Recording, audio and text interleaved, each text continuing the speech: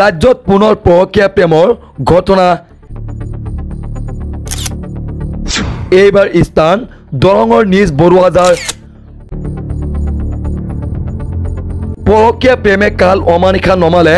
এক সংসাৰত 10 বছৰীয়া এক সুন্দৰ সংসাৰত অন্ধকাৰ নমালে পৰকীয়া প্ৰেমে এই পৃথিৱীৰ বুকুত পৰকীয়া প্ৰেমৰ ফলত কি যে ঘটনা ঘটা নাই মোৰ সৰু পৰা মোৰ বৰ বাপাকৰ ল'ৰা এটা কৈছিলোঁ কোৱাৰ কাৰণে সেয়াক ৰাখি কিনে হেৰি কৰাৰ কাৰণে হেৰি কৰিছে মোৰ মাইকীটোক অবৈধ সম্পৰ্ক ৰাখি পেলাই এইবাৰ 2 সন্তানৰ মাতৃ পলাই গ'ল নিজ বৰদেউতাৰ ল'ৰা শংশেৰ আলীৰ লগত এই ঘটনা সংঘটিত হৈছে দৰং জিলাৰ নিজ বৰুৱাজাৰ গাঁৱত প্ৰথমতে শংশেৰ আলীৰ পৰিচয় দি লওঁ শংশেৰ আলী হ'ল ভুক্তভোগী মইনুল হকৰ বৰ দেউতাকৰ ল'ৰা সৰুতে শংশেৰ আলীয়ে হেৰুৱাইছিল পিতৃ মাতৃ হেৰুৱা শংশেৰ আলীক সৰুৰে পৰা ভুক্তভোগী মইনুল হকে হাতে হাত ধৰি ডাঙৰ দীঘল কৰে অৱশেষত গাখীৰ দি হাপ পোহাৰ নিচিনাকৈ কাণ্ড কৰিলে শংশেৰে লৈ গ'ল মাতৃ সদ্যি লালন পালন কৰা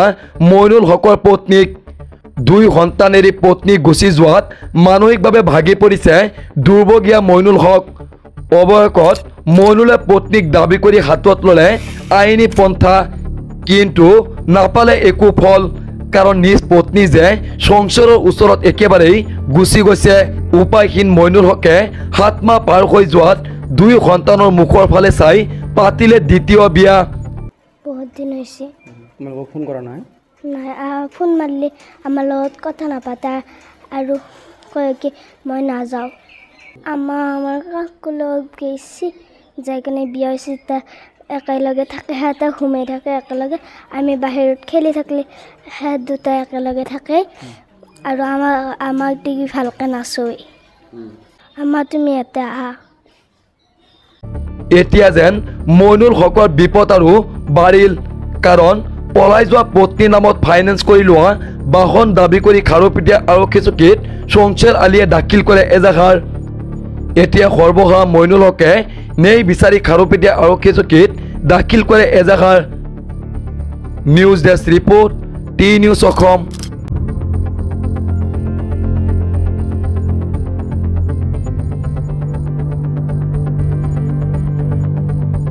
মোৰ নাম মোহাম্মদ মইনুল হক গাঁও হ'ল নিজ বৰুৱাজাৰ মই এটা আজি 7 মাহ ধৰি মানসিক হেৰি ভুগি আছোঁ মোৰ সৰু পৰা মোৰ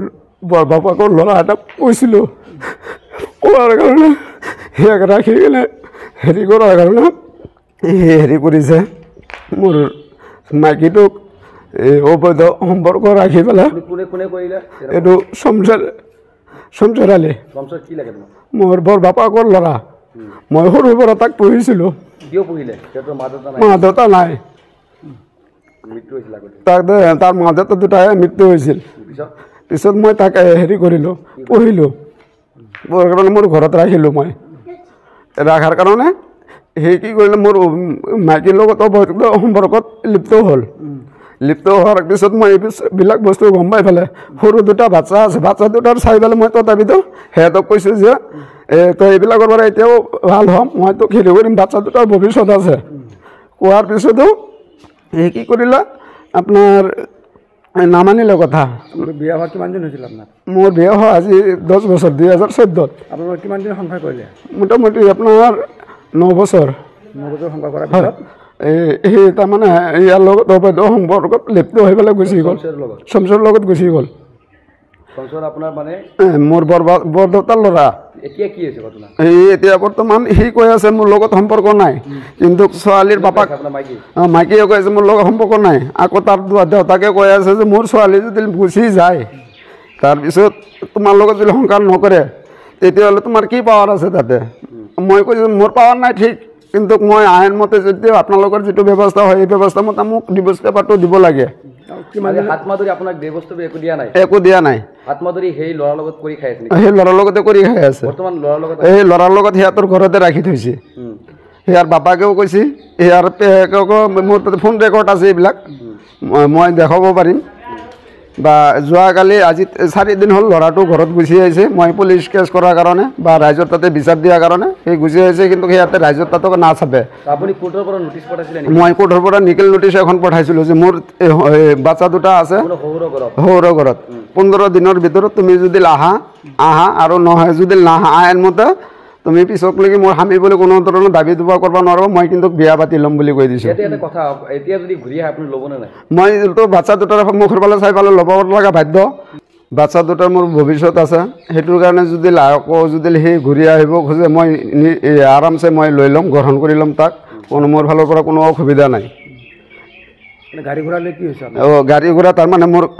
হেৰিৰ নামত মই এখন JCB কিনিছোঁ, এখন মাৰুতি কিনিছোঁ, এখন বুলেট কিনিছোঁ, এখন স্কুটি কিনিছিলোঁ। এতিয়া সি মোৰ তাতে থকাৰ অৱস্থাত মই কিনিছিলোঁ, এতিয়া সি বেলেগৰ লগত পলাই যায় এইফালে গাড়ী ঘোঁৰা সি দাবী কৰি আছে মোক। আপোনাৰ কাগজ পাতি আছে নাই? মোৰ তাতে সি চেলাৰত চাইন দি গৈছে, এগ্ৰিমেণ্ট কৰি দি থৈ গৈছে যে গাড়ী মই যদি যাওঁ মই নিশ্চয় মতে তোমাক মই গাড়ীকেইখন তোমাক মই দি থৈ গ'লোঁ। বৰ্তমান খাৰুপেটীয়া থানাত এজাহাৰ কি লৈ দাখিল কৰিছে? সি এতিয়া JCB লাগে বুলি দাখিল কৰিছে। JCB কাৰ নামত আছে? JCB জেচমিনৰ নামতে আছে, কিন্তু তাৰ পৰা মই এগ্ৰিমেণ্ট কৰাই লৈছোঁ। মোক চেলাৰত চাইনো কৰি দি থৈ গৈছে, যিটো আপোনাৰ গাড়ী কিনা বেচাৰ সময়ত যিটো চাইন হয়, কিন্তু ফাইনেন্স ক্লিয়াৰ নোহোৱাৰ কাৰণে মই ফাইনেন্সো ময়ে মাৰি আছোঁ। এইটো ডিলাৰে গম পায় না? পায় ফাইনেন্সৰ মানুহেও গম পায়। মই কি বিচাৰোঁ, আইনমতে যিটো মোক বিচাৰেহে লাগে, মোক বিচাৰেহে কৰি দিব লাগে, কাৰণ মই এটা মূৰ্তিৰ কাৰণে মই সম্পত্তি তাৰ নামত কৰিছিলোঁ, মইতো বেলেগ মানুহৰ নামত কৰা নাই। কাৰণ মোৰ যদি মানে মূৰ্তিৰ মানে মোৰ বাচ্চাৰ মই ডিভোৰ্চ মই বিচৰা নাই, কিন্তু সি যদি অবৈধভাৱে হেৰি কৰি সম্পৰ্কত লিপ্ত হৈ আছে, তেতিয়াহ'লে মোক আইন যিটো বিচাৰ মতে যিটো ডিভোৰ্চ পেপাৰটো মোৰ আজি 7 মাহ হ'ল মই কিয় পোৱা নাই, মোক দিব লাগিছিল। মই যদি কিবা কাৰণত মই ফোন মাৰোঁ, ফোন মাৰিলে কৈ ক'লে মই নাযাওঁ, আৰু যে নাযাওঁ যদি তেতিয়াহ'লে মোৰ বাচ্চা দুটা কোনে চাব? বাচ্চা দুটা চাৱা মানুহ নাই, মই মানুহ বাহিৰত কামত ওলাই যাওঁ, বাচ্চা দুটা মই কাৰ তাতে ৰাখি থৈ যাম। ইয়াৰ কাৰণে মই নেক্সট টাইম আকৌ মই বিয়া পাতিব লগা হৈছে আৰু।